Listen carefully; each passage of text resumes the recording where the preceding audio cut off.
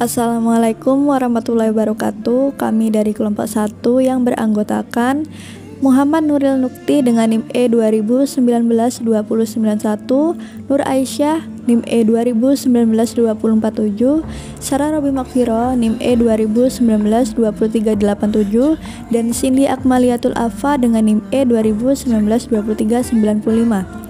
Di sini kami akan mempresentasikan mengenai materi evolusi dan gelombang ekonomi baru yang terdiri dari beberapa sub. Di antaranya adalah yang pertama, evolusi ekonomi kreatif, yang kedua, peran dan pentingnya ekonomi kreatif, yang ketiga, gelombang ekonomi baru, dan yang terakhir, pengembangan produk. Di sini saya sendiri, Sarah Robi Makfiro dengan NIM E 2019-2387 akan menjadi pemateri pertama yang akan menjelaskan mengenai evolusi ekonomi kreatif. Menurut para ahli, pengertian ekonomi kreatif itu sendiri adalah yang pertama, United Nations Conference on Trade and Development. Ekonomi kreatif adalah konsep ekonomi baru yang mengintensifkan informasi dan kreativitas dengan mengandalkan ide dan pengetahuan sebagai faktor produksi utama. Yang kedua, Roberta Communion and Abigail Gilmore, ekonomi kreatif adalah industri kreatif sebagai industri yang memiliki asal dalam kreativitas, keterampilan, dan bakat individu, dan yang memiliki potensi untuk kekayaan dan penciptaan lapangan kerja melalui generasi dan eksploitasi kekayaan intelektual dan konten. Dan yang terakhir, Department of Culture, Media, and Sport.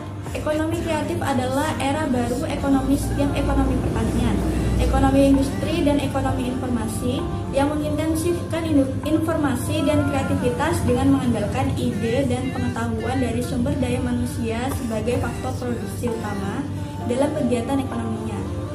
Ekonomi kreatif merupakan ekosistem yang memiliki hubungan ketergantungan antara perantai kreatif, lingkungan pengembangan, pasar atau market, dan pengarsipan. Jadi, ekonomi kreatif tidak hanya terkait dengan penciptaan nilai tambah secara ekonomi, tetapi juga penciptaan nilai tambah secara sosial, budaya, dan lingkungan. Oleh karena itu, ekonomi kreatif dapat meningkatkan daya saing dan meningkatkan kualitas hidup bangsa Indonesia. Di samping pola-pola ekonomi yang terus berubah, inovasi teknologi dan kreativitas ilmu pengetahuan juga telah menggeser orientasi ekonomi dari ekonomi pertanian ke ekonomi industri, ekonomi jasa, ekonomi informasi, dan akhirnya ke ekonomi kreatif. Usaha-usaha secara kreatif sebenarnya telah ada sejak manusia memiliki peradaban, akan tetapi belum disebut ekonomi kreatif karena baru pada usaha-usaha untuk memenuhi kebutuhan hidup dan belum dikembangkan secara komersial dalam bentuk kekayaan intelektual. Misalnya, hidup berpindah-pindah untuk mencari sumber-sumber bahan makanan baru, berburu, bercocok tanam, dan berkebun, bertukar barang dengan barang atau biasa kita sebut dengan barter, dan berdagang. Pada era revolusi industri yang terjadi pada abad ke-17, usaha kreatif mungkin berkembang melalui penemuan mesin-mesin industri yang mampu menciptakan berbagai produk, barang, dan jasa secara massal. Ahli ekonomi dan jurnalis Prancis yang hidup selama revolusi Prancis, Jean-Baptiste, adalah orang yang menemukan istilah entrepreneur. Beliau adalah ahli ekonomi yang memperkenalkan gagasan, perubahan, dan ketidakpastian secara sesuatu yang normal dan bahkan positif. Kemudian diikuti oleh Schumpeter pada tahun 1934 yang berpandangan bahwa penemuan-penemuan tersebut merupakan hasil dari kreativitas dan inovasi para entrepreneur.